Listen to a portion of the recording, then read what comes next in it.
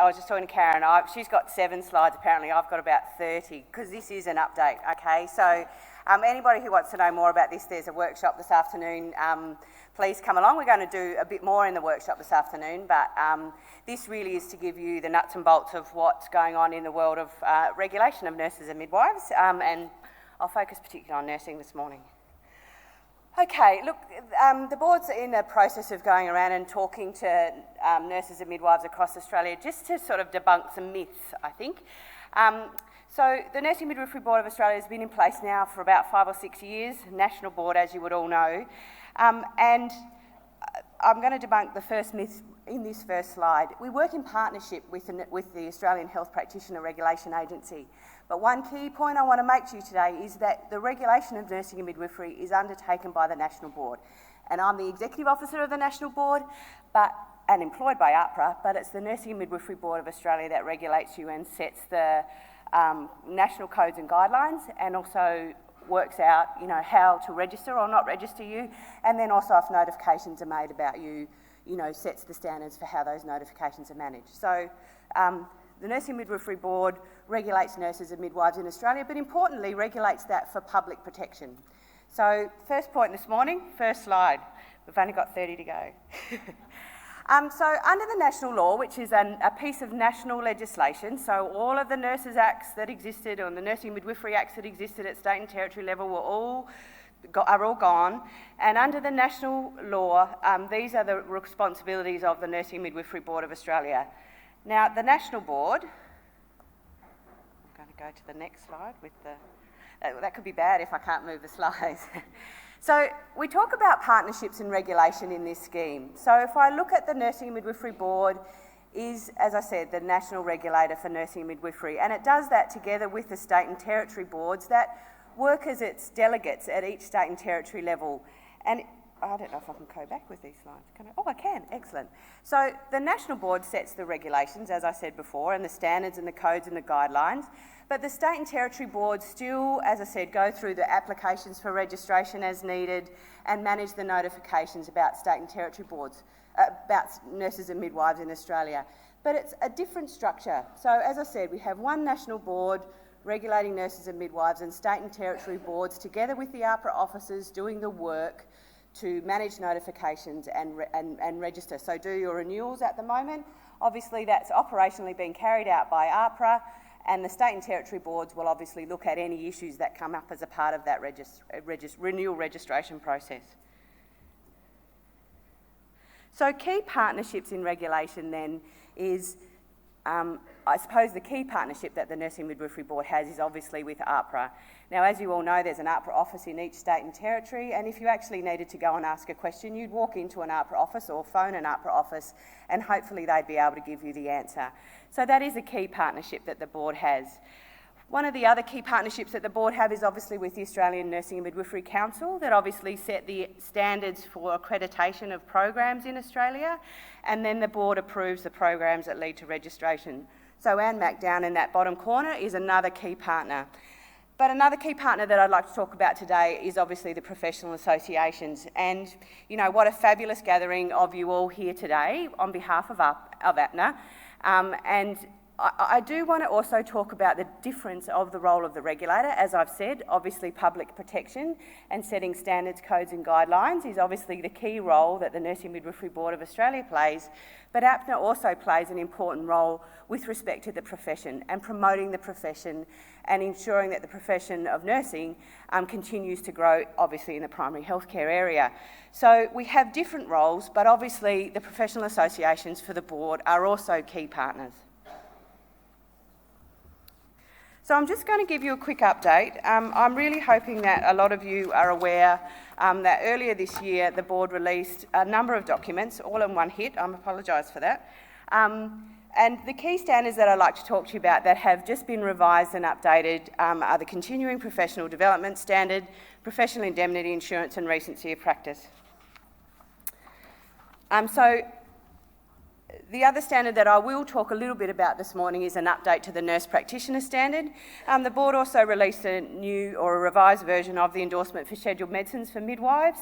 If any of you are midwives or interested in that endorsement, please go to the board's website.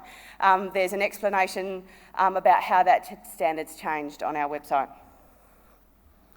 So just to talk about these key 3 standards, they came into effect on the 1st, they will come into effect on the 1st of June.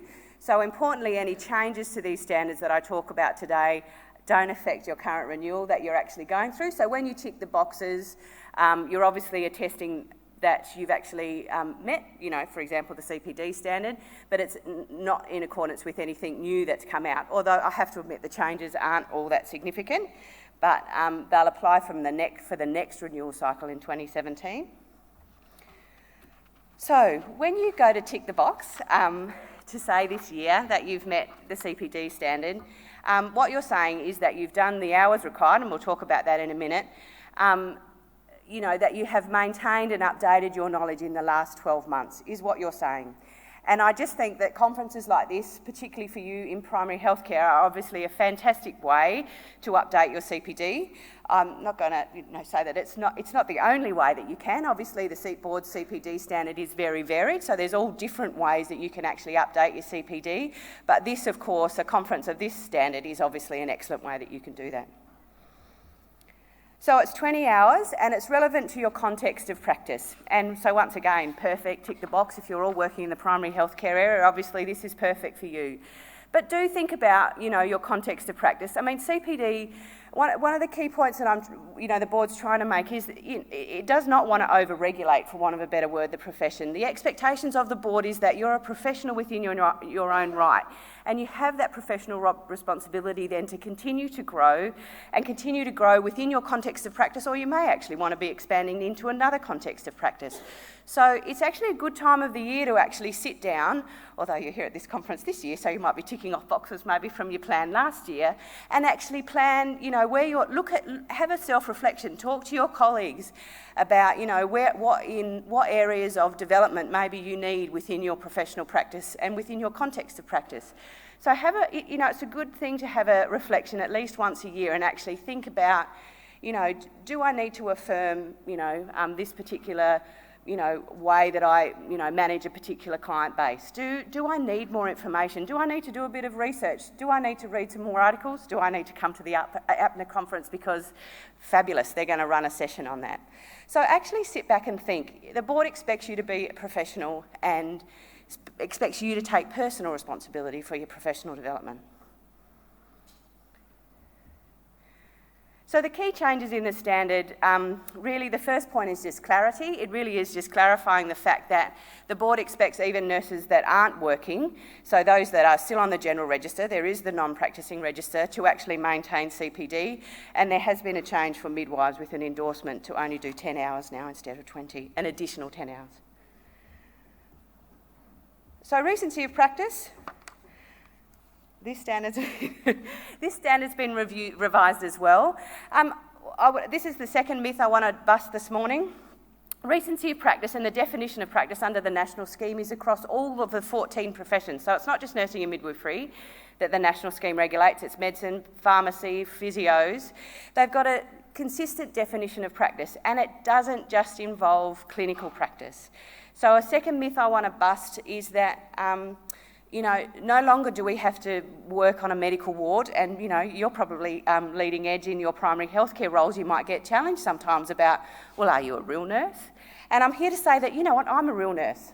So, I'm a real nurse, but my expertise and my context of practice is obviously regulation.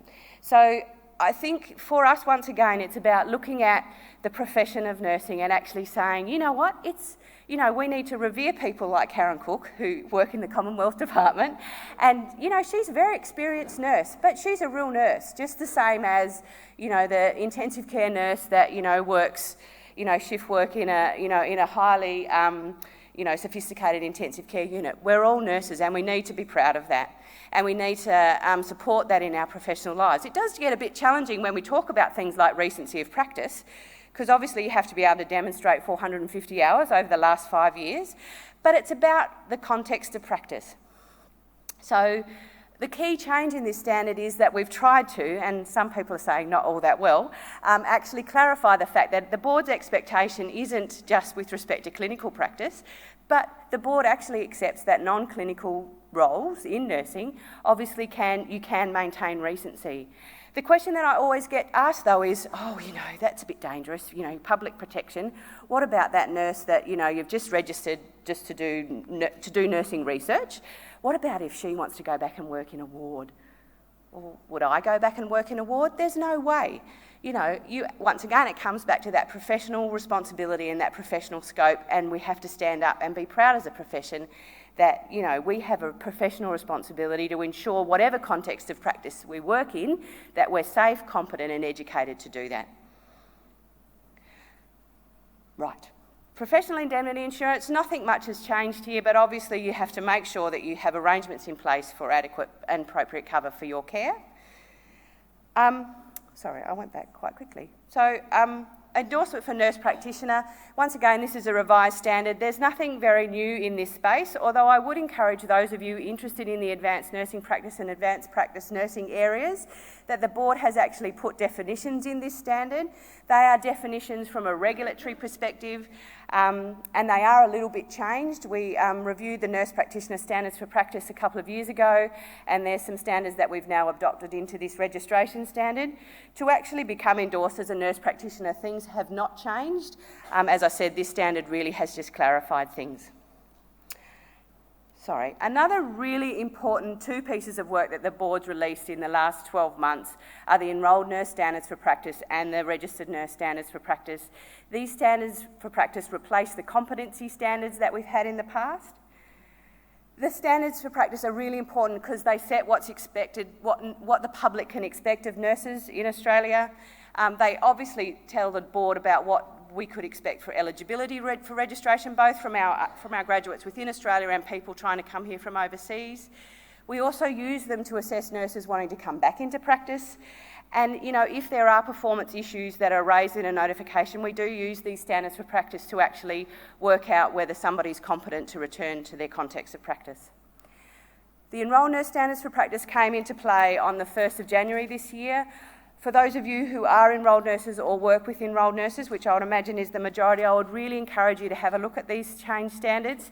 They do clearly say that enrolled nurses need to work under the under the supervision of a registered nurse, but obviously are responsible for the care that they provide and take and have that and own that responsibility.